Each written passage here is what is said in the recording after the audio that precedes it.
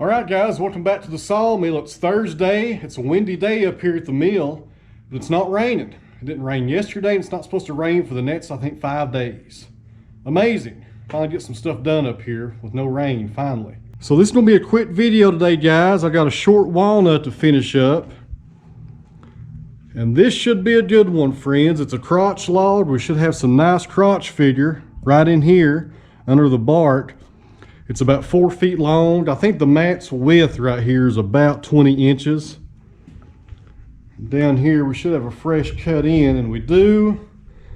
A lot of sapwood going on right there, but I'm not really worried about that because what we're after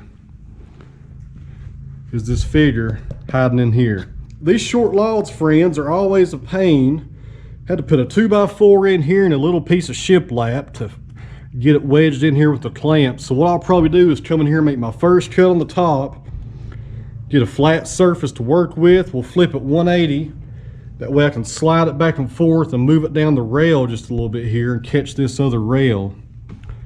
Then we'll come down through here on probably 9/4 slabs and slab it out and see how it looks. And on the bottom down here, we'll see this when it flips over. There's another large branch that came off right here. So we might have some end grain coming into this crotch figure as we saw into it. Who knows? But it should be a pretty nice log. I'm looking forward to getting this one done.